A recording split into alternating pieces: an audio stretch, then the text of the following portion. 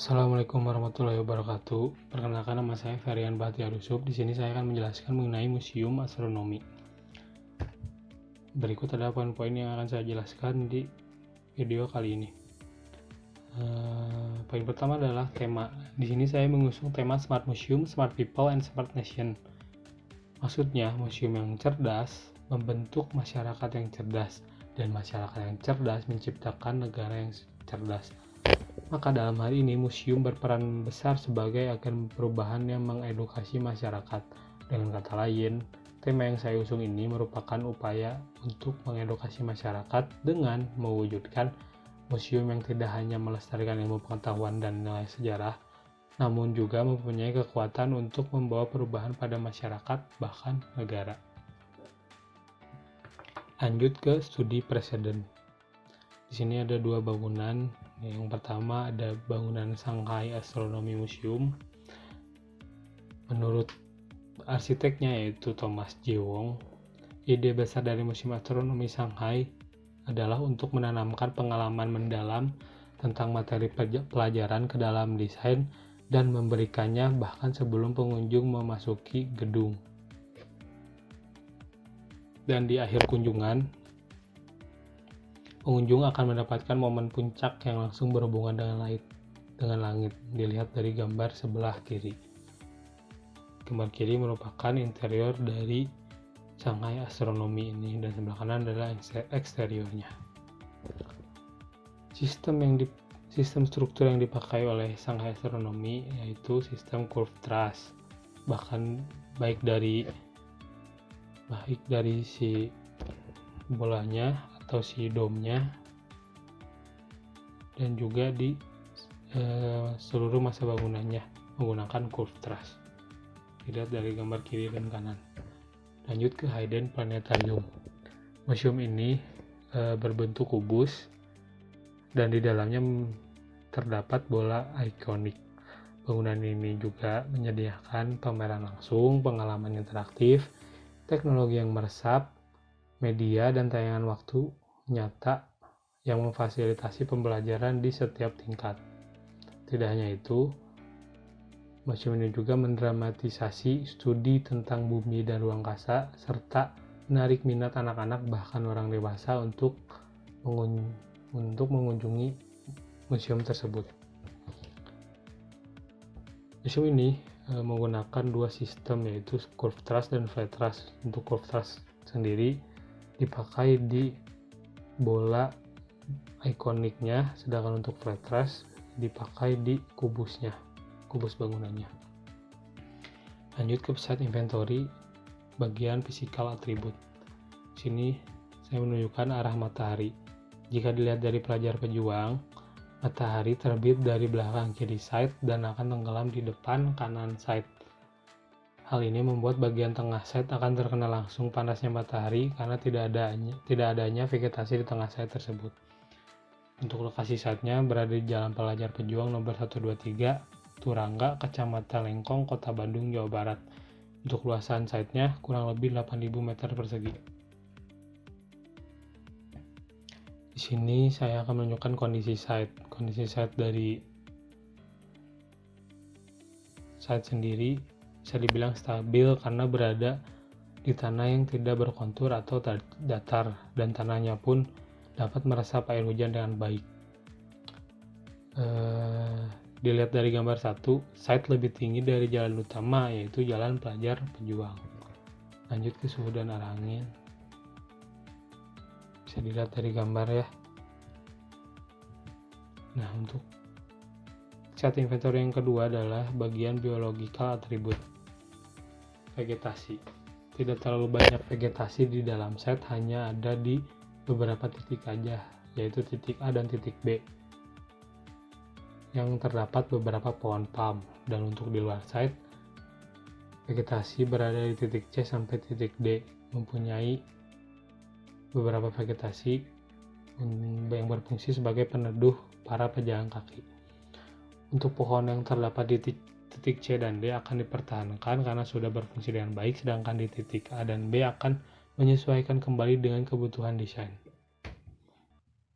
Site inventory yang terakhir adalah cultural attribute. jalur pedestrian dan kendaraan.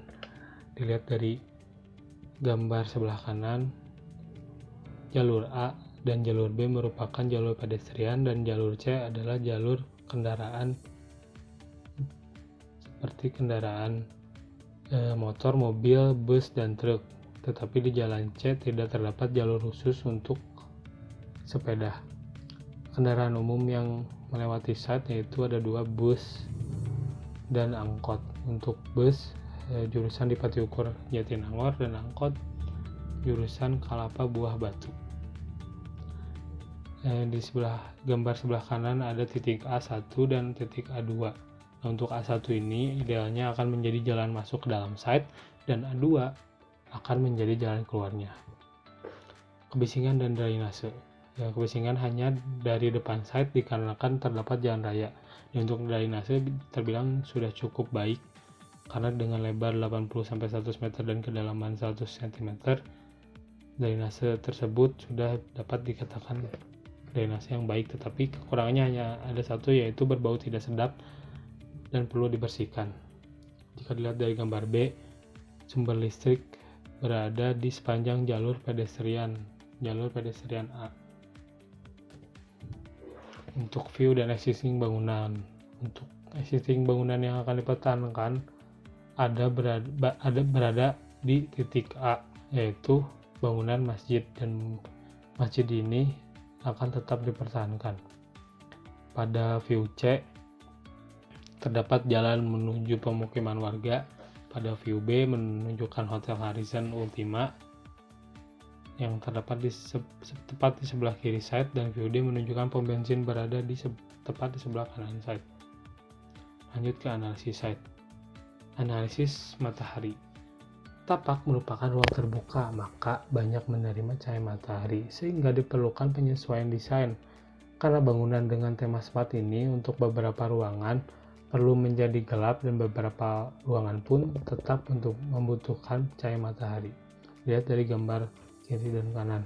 Sebelah kiri memanfaatkan ruangan yang gelap dan sebelah kanan memanfaatkan ruangan yang mendapatkan cahaya matahari.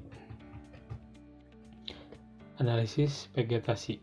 Vegetasi di luar site akan tetap dipertahankan karena sudah berfungsi dengan baik, sedangkan vegetasi di dalam site akan tetap menyesuaikan dengan desain. Hal ini tetap memikirkan arsitektur berkelanjutan karena vegetasi di dalam site tetap akan diolah dan dirancang dengan baik. Dilihat dari gambar kiri merupakan vegetasi luar site dan gambar kanan merupakan vegetasi dalam site. Lanjut ke analisis jalur pedestrian. Jalur pedestrian pada site sudah bagus dari lebar, material, dan juga kelayakan. Kekurangan pada jalur pedestrian ini pada site yaitu tidak adanya zebra cross pada bagian depan site. Mengingat bahwa museum ini terletak di pinggir jalan arteri sekunder dan memerlukan zebra cross untuk membantu para pejalan kaki menyeberang. Lanjut ke program ruang. Di sini saya membaginya menjadi aktivitas dan ruang,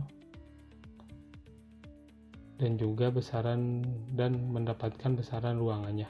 Dari aktivitas akan mendapatkan sebuah ruangan, dan dari sebuah ruangan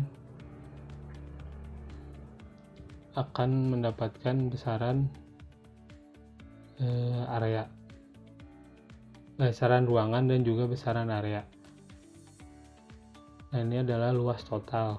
Luas totalnya dari basement mendapatkan 4.232 meter persegi, untuk ground floor 3.854 persegi, untuk first floor 3.386 meter persegi, dan untuk parkir luar 406 meter persegi. Total semuanya 11.880,2 meter persegi. Di sini ada hubungan ruang. Dilihat dari hubungan ruang, interestnya terdapat pada basement. Jika ingin ke ruang pameran atau langsung memasuki ruang pameran, harus menaiki lift dulu atau tangga, lalu menuju ruang tiket baru menuju ruang pameran. Dilihat di gambar bahwa semua ini harus di lantai 2 ini ruangan harus melewati ruang pameran terlebih dahulu baru bisa turun ke lantai bawah. Lanjut ke konsep. Di sini saya mengusung konsep metafora. Apa sih metafora itu? Metafora itu konsep yang menggunakan ungkapan bagaikan atau seperti untuk mengidentifikasi suatu hubungan antara benda tersebut dengan desain. Nah, karena saya mengusung judulnya astronomi, maka saya mengambil bentuk black hole dan mengubahnya menjadi massa bangunan, dan dilihat jika dari tampak atas ya. Dari tampak atas, massa bangunan yang saya buat ini menyerupai atau berbentuk seperti black hole. Konsep yang kedua itu, karena tadi di atribut sudah mengetahui arah matahari terhadap site, maka posisi bangunan akan menyesuaikan lagi dengan arah matahari, karena ada ruangan yang perlu cahaya matahari dan ruangan yang tidak perlu cahaya matahari. Ini merupakan fasadnya yang saya tunjukkan di kursor. Massa bangunannya yang tadi ya, yang berbentuk seperti black hole atau menyerupai black hole. Nah, ini struktur bangunan yang akan saya rencanakan. Untuk bagian A-nya atau bagian dome-nya akan menggunakan sistem curved truss system. Contoh atau ilustrasinya atau contoh bangunan yang sudah menggunakan curved truss ada di gambar sebelah kanan. Nah, lanjut ke struktur bangunan yang bagian B-nya atau bagian yang dikuningi. Nah, ini akan menggunakan sistem space truss. Lihat dari contoh bangunan yang sudah ada, yaitu Japan Kansai Airport menggunakan space truss. Begitu pula bangunan yang akan saya buat akan menggunakan space truss system. Dan untuk utilitas bangunannya, bangunan memiliki ruangan khusus untuk maintenance yang berhubungan dengan utilitas bangunan dan akan ditempatkan di basement. Lavatory direncanakan akan satu garis vertikal agar mempermudah pemasangan plumbing. Lavatory di first floor, ground floor, dan di dua itu, di first floor dan ground floor akan satu garis vertikal dan akan mempermudah pemasangan plumbing. Mungkin sekian dari saya. Wassalamualaikum warahmatullahi wabarakatuh.